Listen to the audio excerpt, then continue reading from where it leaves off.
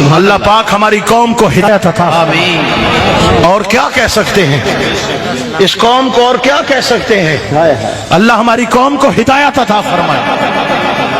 مدرسوں میں ایک چٹائی لے کے دینے کو کوئی تیار نہیں، اور مزاروں کے گلے بھرے ہوئے ہیں۔ پیر پہلے ہی کروڑ پتی ہیں جی، ان کو آپ سب کو دیے چلے جا رہے ہیں، زکاتیں بھی پیروں کو دے رہے ہیں۔ مدارس میں بچے فاقوں مر رہے ہیں، اساتذہ کی تنخواہیں نہیں ہیں، بجلی کے بل نہیں ہیں، لکڑ ختم ہو چکی ہے۔ کس قسم پرسی کی حالت کے اندر مدارس کا نظام علماء چلا رہے ہیں۔ کبھی مدرسے والوں سے پوچھا جی مولوی کھا گئے، مولوی کھا گئے، سوائے غیبتوں کے، بہتان کے، اور بھی تم نے مولوی کو کچھ دیا ہے؟ دوستو سرکسوں پہ پیسے لٹائے جا رہے ہیں، ہمارا پیسہ نٹووں پہ جائے گا۔ داڑھی منڈے نعت خوان ذلیل لوگ ستیہ ناز کر دیا اہل سنت و جماعت کے سٹیجوں کا۔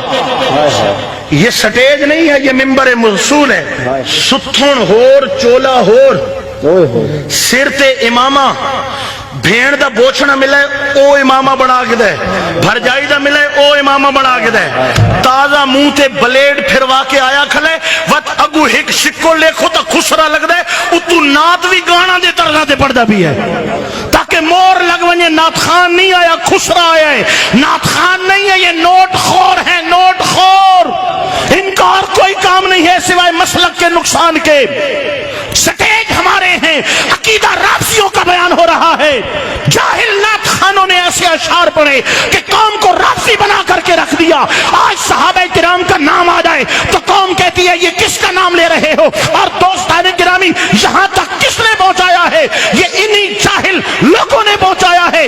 یاد رکھو اہل سنت کے عقیدے میں جس طرح ہمارے سینے میں نبی کی آل کا پیار ہونا ضروری ہے، اسی طرح حضور کے اصحاب کی محبت کا ہونا بھی ضروری ہے۔